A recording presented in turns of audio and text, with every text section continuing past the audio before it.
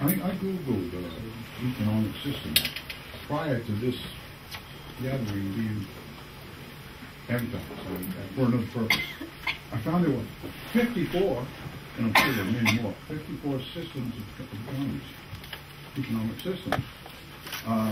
And we here are already guilty of one big mistake.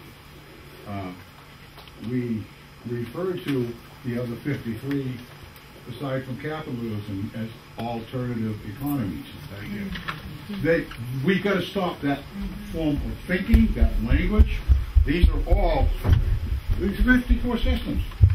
I went down the list, and in this country alone, I've seen examples of at least 16 of them practiced very heavily, and almost all of them practiced to some degree somewhere. Every form of economic system there is, including working under the pen, which is an economic system of its own. Very big in Italy, it almost busted their economy. So we have to stop thinking of the other 53 as alternate. They're all viable economies. They work to different degrees in some place, somewhere. So economies all work to one degree or another. We can't say that they're all alternate. We've got to stop thinking of capitalism as God. It isn't. You're here. I just want to mention the book I'm looking at by Dana Meadows, Limited Growth. Here. And she wrote a book about systems, and I can't remember the exact title, but it's pretty easy to read and full dry and feeling. She's a good writer, and even talking about not one thing within the other, but sort of interrelated. Her description of how systems work, which is how people build models, but also in the real world, a way of thinking about all these different kinds of economies might be useful to read. What's the name of that book again? Well, it's got systems in the title, and if you Google Donella Meadows... Yes, Thinking in Systems. Yeah, thanks. Well, I just wanted to say that, I came up here in an automobile today and contributed to the oil oligarchy in order to get here. And I find that irony. I find the basic human irony, my personal irony, that whenever I want to do something progressive, I got to contribute to the powers that are going to contradict my efforts.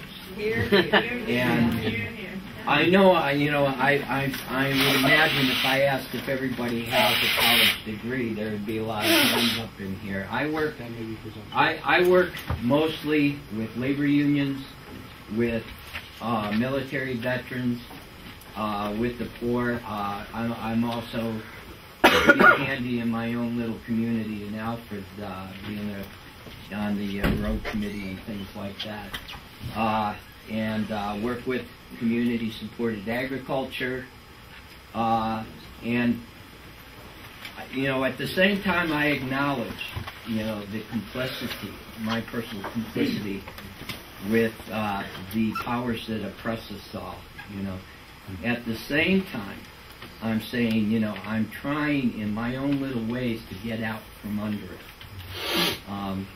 I want to just acknowledge what's going on in our society, in our communities. Because of the deindustrialization of this country, we're fast becoming a guild society. And that might be an opportunity. 50% of the people I argue with, 50% of the people who confront me and try to convince me that capitalism is a good thing, are working class people. Builders, mechanics, carpenters, farmers who are arguing because they have the wrong information.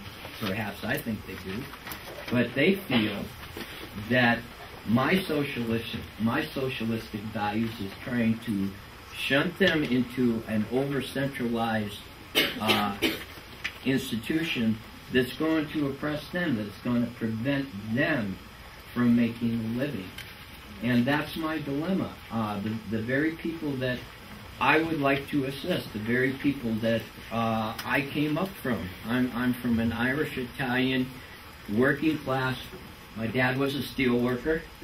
Okay, working, but one of the steel workers. Yeah, my dad was a steel worker, worked in a foundry, worked hard, and got me to college. The United States military also got me to college, and that's an irony. Yeah, that's the kind of dynamic that we have in our society. And with the deindustrialization of this country and the reduction to a service economy where everybody's making minimum wage with no benefits until we all drop dead of leukemia, that's the paradigm that they have for us. But a lot of my friends have said, you know what, I'm going to get off this couch, I'm going to go down to the town hall and incorporate myself because I'm good with the hammer, I'm good with the rope. These are the people I'm arguing with half the time, you know. And if we can get them to a point where they can feel a sense of collectivity, of cooperative, in a sense of community, we'll be on our way. But I got to tell you, folks, I'm very frustrated with the process. Thanks. I think a lot of it is that there's a myth in capitalism that there's always a possibility of you advancing. And I think that's why you find the working classes don't want to give up, or even though they're at this point unemployed. That's just temporary. I'm going to stay in capitalism because I can make a lot of money. We also have certain stereotypical ideas of socialism we have to fight through in order to get it. Just a quick comment on your irony, aphorism from Bell Hooks.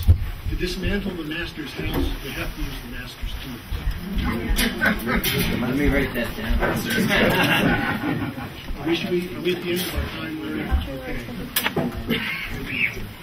I think these conversations surely will come back and be relevant in at least two more discussions that we'll have as a full group. One after we hear presentations from each different model or framework, and then one again at the end of the day. So I think we're going to break now so that we have a short break. Yeah, we're going to take a 10-minute break. Check the greens equal each giving brief presentations about their particular economy. Some are going to be more specific models. Some are going to be more focused on how we get out of our current thinking. Some are going to be a little of this, a little of that. We're going to have a nice variety. I need a timekeeper. We have a timekeeper. Somebody volunteered to be a timekeeper. Okay. Press the red button. You go 1, 2, 3, 4, 5, 6, 7, 8. Hit the red button again. And repeat. Hit the red button. Okay.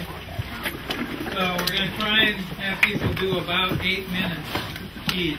So when the beeper goes off, it doesn't mean you have to stop. It just means, try and wrap up, okay? Just so we have enough time for each person to do that, answer some questions and answers. So we're going to start. We have, and the people are mentioned on here, but we're going to start with Pasqualino Colombaro, who's raising his hand right now. Okay. He's going to be talking about nonviolent free association, mutual well-being economies. Then we're going to have solidarity economy with Ethan and Olivia, who you met earlier. Then cooperativism and market socialism with Mike Howard, who you've heard from before. The commons and communization with Jason Reed, all right. Actually raising his hand. Okay. And then finally finishing up with Paracon with Patrick Cordy, who's in the back raising his hand. Yes. Right. Okay. So, and they'll, you've got a little bit of 4 of them on these, where are they?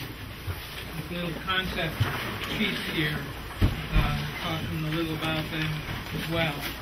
So we're going to start with Pasqualino and then go on to the other four. And if there's anybody who's itching to hang out in the kitchen for a while, talk to me.